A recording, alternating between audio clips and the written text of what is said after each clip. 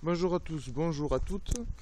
Alors voilà, nous allons faire un petit tutoriel sur les réparations et tout ça de la S3. Voilà. Alors voilà les voitures.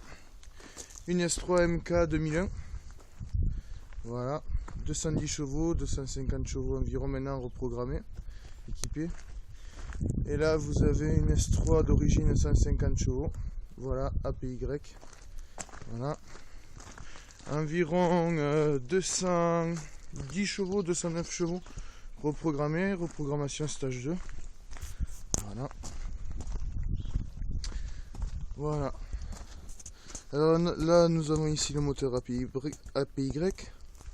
qu'on remarque par ici. Voilà, ça c'est le moteur APY. Et là nous avons le moteur de la S3, donc de la S3 MK. Voilà. Voilà pourquoi ici. Voilà. Alors nous allons procéder. Déjà d'une part, je vais vous montrer. Alors le dump valve. Donc. Alors le dump valve se situe ici. Voilà. Ici vous avez le dump valve. Ça c'est un dump valve à recirculation. Voilà. Parce qu'il reva directement à l'admission. Voilà. Alors le dump valve à recirculation se branche donc avec ce tuyau ici. Ici avec ce tuyau. Et là. Et là. Voilà. Contrairement au dump valve à circuit ouvert. Voilà, ça c'est un dump valve circuit ouvert qui se branche ici. Le tuyau. Et ici qui vient boucher l'autre tuyau. Qui fait la recirculation donc. Voilà. Alors après nous avons ici, sur le moteur, nous avons ici des pièces qui pètent souvent, comme la N75. Voilà. La N75 que vous avez ici. Voilà. Donc branchement électrique. Ici. Et après ça qui va à la wastegate. Et ça qui revient sur l'admission. Voilà. Alors ici, vous avez les bobines d'allumage. Donc il y en a 4. Hop. Et 4. Que vous pouvez facilement enlever en tirant. Voilà. Voilà. Voilà comment ça s'enlève. Ici vous débranchez. Ici vous enlevez. Voilà. Alors pour tester une bobine d'allumage, c'est facile. Vous la rebranchez. Donc vous la rebranchez. Vous la mettez à une masse. Vous mettez une bougie. Vous mettez une bougie. Vous mettez à une masse. Et vous mettez le contact. Voilà. Hop. On va remettre tout ça.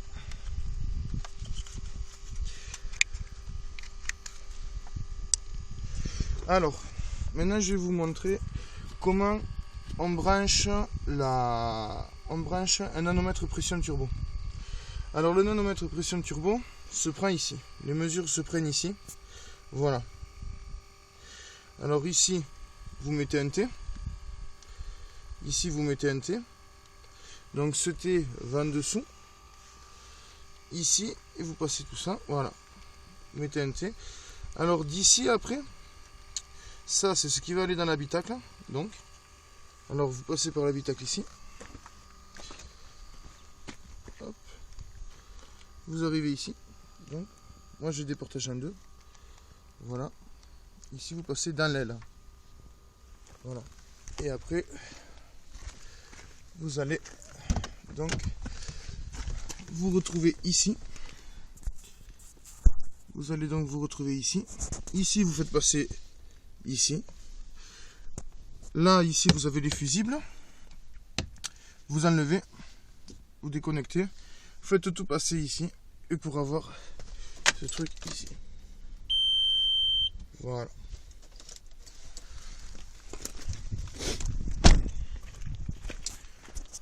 Après, nous avons ici. Alors nous avons ce que j'ai fait aussi. Ici c'est un bac de rétention d'huile. Voilà. Alors le bac de rétention d'huile permet de ne plus salir, d'avoir un meilleur mélange air-essence. Voilà. Donc ici, vous branchez ici. un ici, un tuyau en plastique que vous voyez ici. Voilà. Alors vous vous branchez sur les deux tuyaux. Après vous faites venir ça donc dans votre bac. Et ça pour faire une jarre de dépression. Voilà. Faites ça pour faire une jarre de dépression. Voilà. Et toute l'huile, toutes les vapeurs d'huile qui seront éjectées du moteur donc seront récupérées dans ce bac. Donc normalement le reniflard est comme ça. Ici vous avez un reniflard d'huile. Voilà à quoi ressemble le reniflard d'huile. Voilà. Et donc moi je l'ai remplacé par cela. Voilà. Donc le reniflard d'huile se trouve à peu près ici. Vous bouchez aussi. N'oubliez pas de boucher ici. Voilà. Pour plus qu'il y ait de saleté qui rentre. Voilà. Après,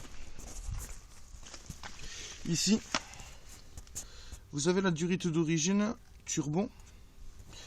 Donc, que j'ai remplacé. Voilà. Elle était un peu abîmée comme vous voyez. Voilà. Ça faisait un peu. Voilà, c'était pas trop. Hop, celle-là, je l'ai remplacée ici. Voilà. Donc durite inox, manchon, turbo. Voilà. Ici, vous avez les bougies que moi je mets et je préconise, donc des NGK. Ils sont pas mal. C'est bonnes bougies. Voilà. Qui durent super, ils sont super fiables quoi. Voilà. Pour la référence. Alors ici, vous avez la durite chez les AMK qui pète souvent quoi. Normalement elle s'ouvre ici. Voilà. Celle-là est neuve mais moi je l'ai remplacée.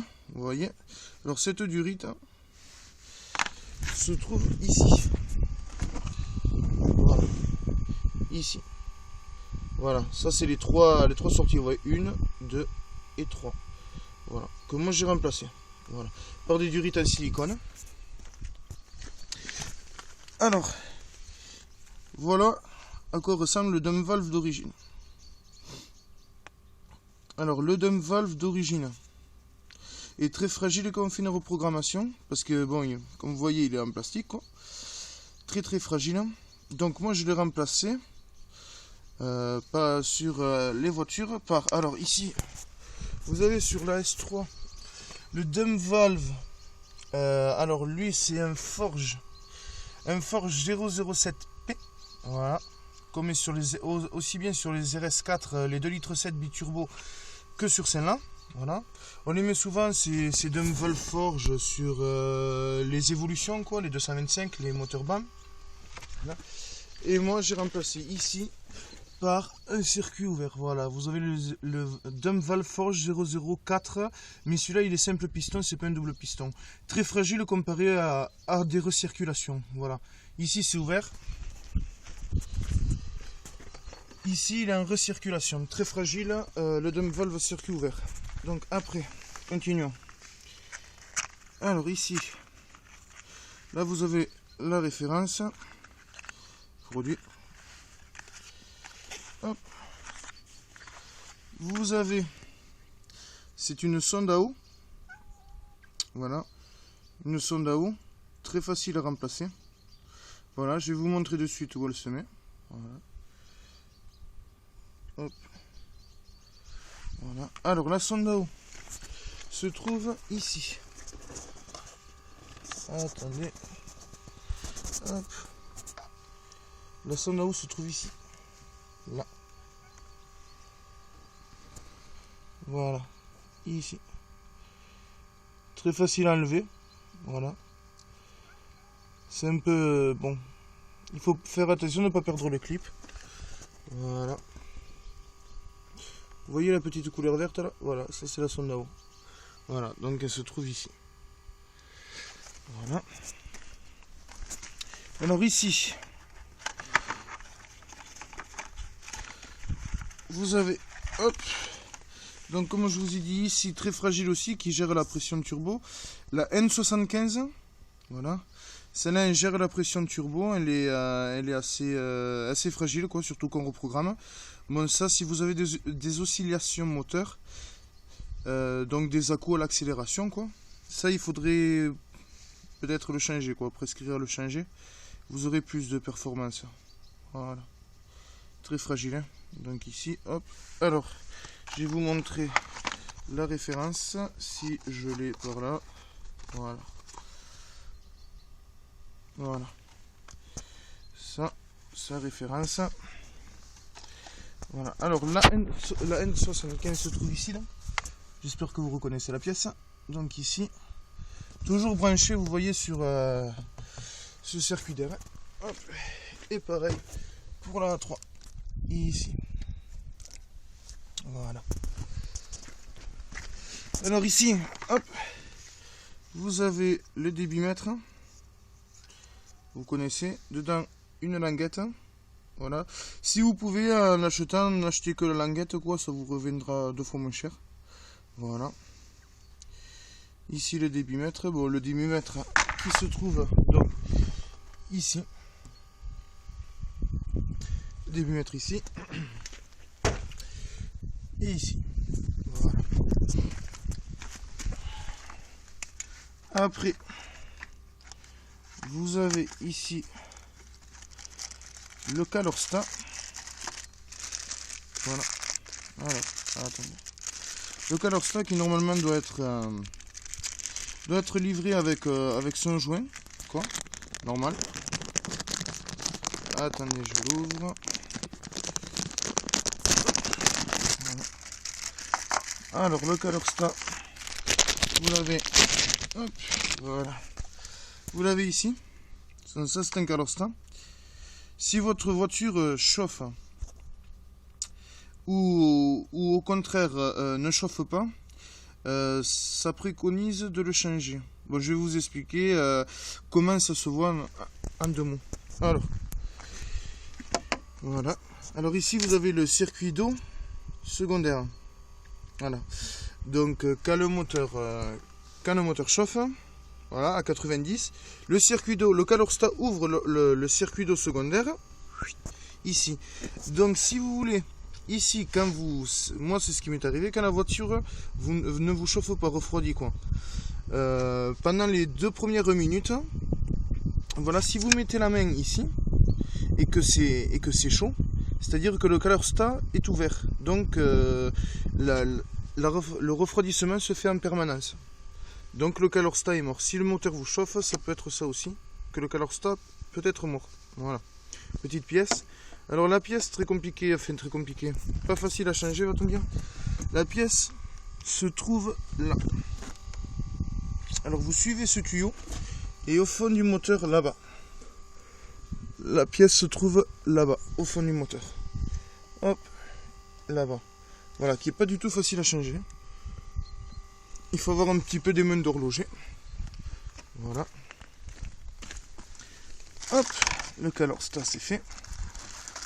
Alors ici, j'ai été embêté au tout début que j'ai eu mon S3 quand je l'ai acheté par des problèmes Arbracam, capteur Arbracam. Alors ici, vous avez ce fameux capteur Arbracam. Voilà. Bon, ce capteur Arbracam, donc comme vous pouvez le voir, ici vous avez un capteur qui récapitule les tours de l'Arbracam, quoi. Alors si ce capteur Arbracam ne marche pas, la voiture se met en sécurité, donc, et vous avez pas beaucoup de chevaux, quoi. Enfin, pas de quoi faire mal à quelqu'un, quoi. Donc voilà. Alors ici, vous avez la référence. Voilà. Pour la mienne. Voilà. Alors ce capteur Arbracam, voilà, se trouve. Alors ce capteur Arbracam, une vue sur moteur. Hop. Ce capteur Arbracam se trouve ici. Alors ici. Hop. Vous enlevez et vous le voyez ici. Voilà. Donc vous avez le capteur Arbracam ici. Voilà. Avec la prise que vous avez ici, et le capteur ici. Il est juste à côté. Voilà. Vous avez le capteur Arbracam ici et donc en même temps la distribution. Voilà. Hop. Alors faites attention, si votre voiture se met en erreur, capteur Arbacam et tout ça, cela peut venir aussi d'une distribution décalée.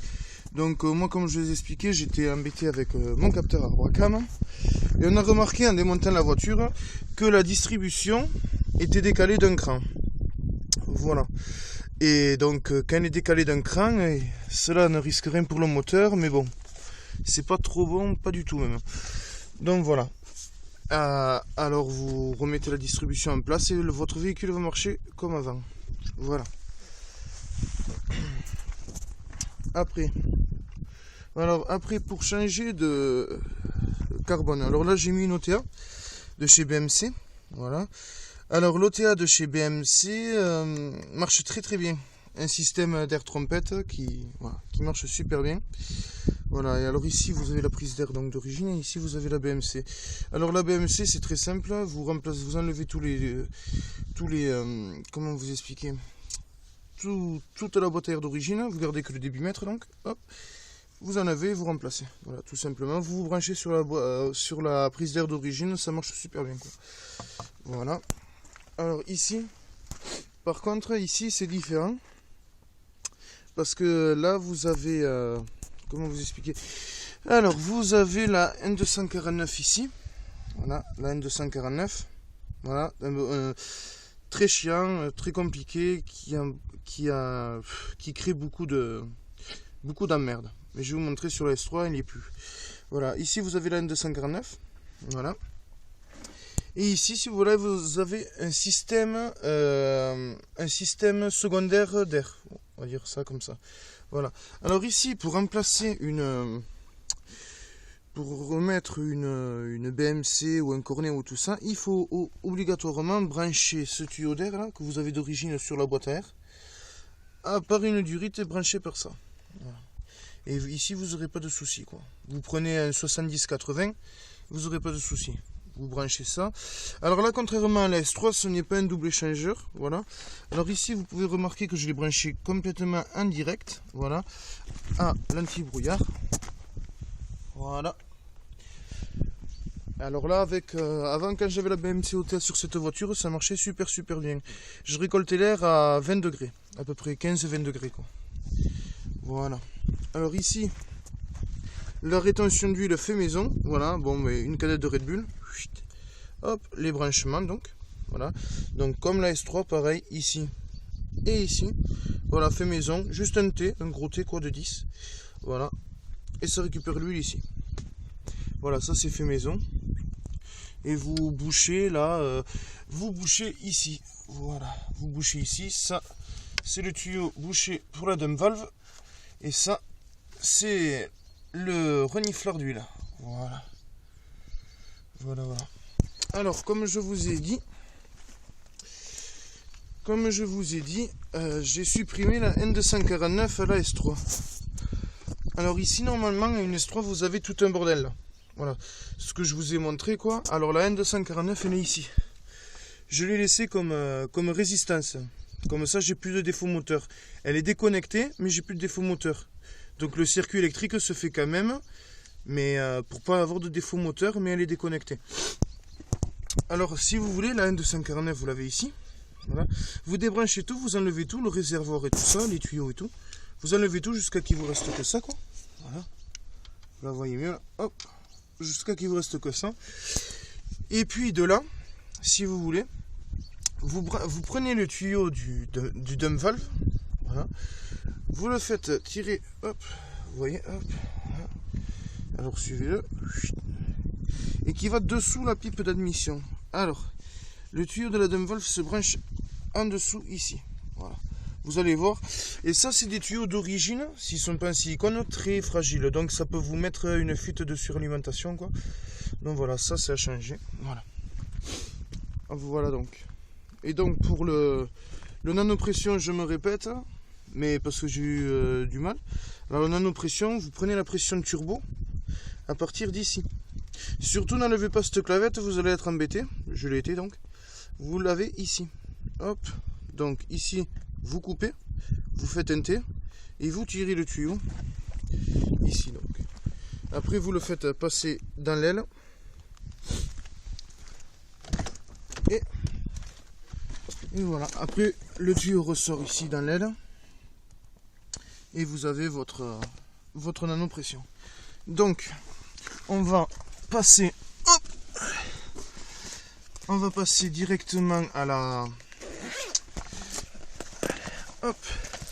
Alors ça c'est une valise, un Crider 4, voilà, une petite valise bien sûr, pas une valise de professionnel. Donc ici cette valise sert à effacer les défauts, à nous montrer des informations du véhicule. Voilà. Hop, alors ça se branche. La prise diag. Voilà.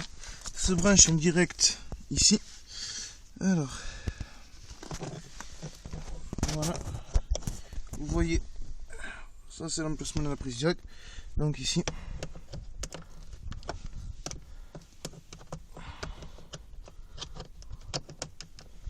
Voilà. Hop, une fois branché ici, donc vous avez le Crider qui s'allume. Voilà, donc on va allumer la voiture.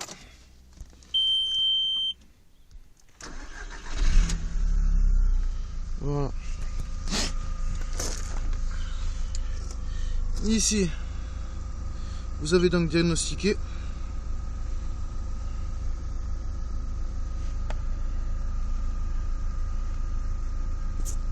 Voilà, ça va trouver, voilà. Alors donc comme vous voyez ici, voilà, ça vous donne pas mal d'infos. Donc aucune panne, aucun rien, voilà. Donc ici, hop. Alors vous mettez data stream. Alors, data stream. Voir tous les articles. Alors ici, alors là vous avez des informations concernant la voiture. Donc ici vous avez l'état du système 2, valeur à charge calculée. Alors ici vous avez température du liquide de refroidissement 54 degrés, je l'ai allumé, voilà, juste pour la sortir. Et je vais vous montrer comment vous expliquer la température d'air admission ici 24 degrés, vous voyez. Hop. Voilà. Voilà, la vitesse, régime moteur. Voilà, correction à long terme. Voilà. Alors là, vous voyez, je vous l'ai mis en marche pour vous mettre la pression du débitmètre. Voilà, c'est pour calculer le débitmètre. Voilà. Alors là, le débitmètre, comme vous le voyez, est à 3,50. Voilà. Ça, c'est la valeur d'origine. C'est pour voir si votre débitmètre marche ou marche pas, quoi. Voilà, à 3,7, 3,5. Voilà, 3,5. Position du papillon à 3%. Température sonde lambda, calage du carburateur 99%, voilà. Donc c'est pour vous montrer à peu près les trucs que j'ai sur ma voiture, quoi, d'origine, si vous arrive un problème. Donc voilà, après courant de sonde de lambda, voilà, rapport d'équivalence, voilà. Voilà, vous avez un peu tout ça, je vous le repasse.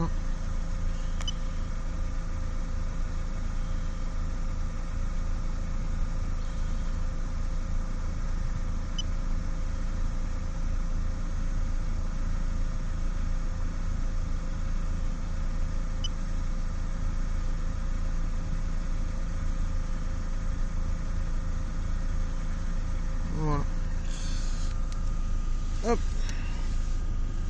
Donc voilà, alors ici vous avez le sprint booster, voilà.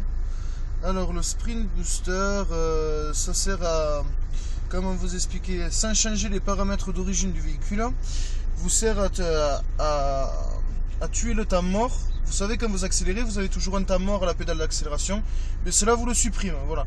Alors vous avez 3 modes. Ici c'est mode sport. Vous pouvez le déconnecter et revenir aux paramètres d'origine. Ici vous avez le mode confort, et donc moi bon, je conduis toujours avec le mode sport. Alors ici ça vient se fixer, voilà, comme ça j'ai tiré le câble, voilà, ça vient se fixer à la pédale d'accélérateur, ça vient se fixer sur le capteur pédale d'accélérateur, voilà. vous venez le brancher dessus et terminé. Alors pour faire ça, il faut démonter ici. Il faut démonter tout ça. Voilà, tout le bas du tableau de bord, côté conducteur. Vous enlevez, donc pour cela, vous enlevez ça. Vous enlevez la boîte à fusible. Hop, donc la boîte à fusible, hop.